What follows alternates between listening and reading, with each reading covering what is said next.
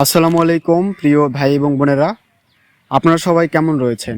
আশা করছি সবাই অনেক ভালো আছে। তো আজকে আমি আপনাদের সামনে উপস্থিত হয়েছি নতুন একটি ভিডিও নিয়ে। আর এই ভিডিওতে আমি আপনাদেরকে বলবো যে বর্তমান বাংলাদেশের পরিস্থিতি অনুযায়ী কি পদক্ষেপ আপনারা গ্রহণ করতে পারেন। যেমন বর্তমান বাংলাদেশের অবস্থা খুবই বিপজ্জনক এবং খুবই অস্বস্তিকর একটি অবস্থা, যা আপনারা যদি লক্ষ্য করেন তাহলে বুঝতে পারবেন। বর্তমানে বাংলাদেশে প্রচুর পরিমাণে বৃষ্টিপাত হচ্ছে, ভারী বৃষ্টিপাত, এবং বৃষ্টিপাতের কারণে সাধারণ মানুষের চলাফেরায় অনেক ভোগান্তির শিকার হচ্ছে।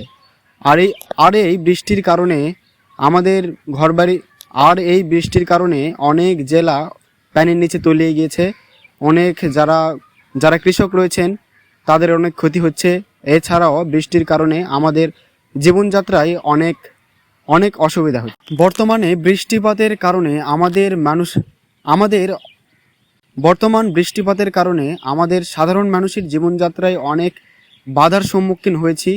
বৃষ্টিপাতের কারণে আমাদের অনেক ধরনের অসুবিধা হচ্ছে। বৃষ্টিপাতের কারণে সাধারণ মানুষের চলাফেরায় ভোগান্তির সৃষ্টি হয়েছে। আর এই বৃষ্টিপাতের কারণে অনেক দিক দিয়ে সুবিধা যেমন হচ্ছে, অনেক দিক দিয়ে আবার অসুবিধাও হচ্ছে। এই বৃষ্টিপাতে আমাদের করণীয় কিছু দিক রয়েছে। যেমন আমরা বৃষ্টিপাতের দিন অবশ্যই যারা ছোট বাচ্চারা রয়েছেন তাদেরকে দেখে শুনে রাখবো, যাতে তারা বিলে খালে না যেতে পারে এবং বিলে খালে গিয়ে তারা যাতে বেশিক্ষণ না থাকে। কারণ বৃষ্টিপাতের দিন যদি বজ্রপাত হয় তাহলে কিন্তু আপনারা ছোট বাচ্চাদের হারাতে পারেন। এবং বৃষ্টিপাতের দিন আপনারা অনেকে আছেন যারা মাছ ধরতে ভালোবাসেন, তারা হয়তো বৃষ্টিপাতে মাছ ধরতে যেতে পারেন।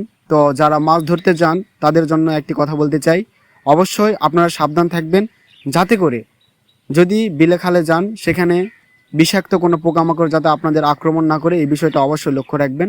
কেননা ভাই, এখন বাংলাদেশের অবস্থা খুবই বাহুল্য।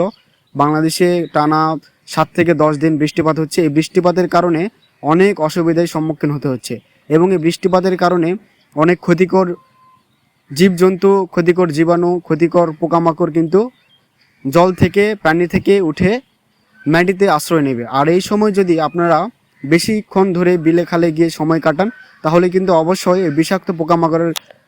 বিষাক্ত পোকামাকড়ের আক্রমণে পড়তে পারেন। তাই ভাই এবং বোনেরা যারা রয়েছেন, যারা খালে বিলে গিয়ে মাছ ধরেন, যারা বেশিক্ষণ বিলে ঘোরাফেরা করেন, তাদেরকে বলতে চাই অবশ্যই আপনারা বিলে খালে গেলে সাবধানতার সহিত সব কাজকর্ম করবেন, যাতে করে আপনারা কোনো বিষাক্ত পোকামাকড় বা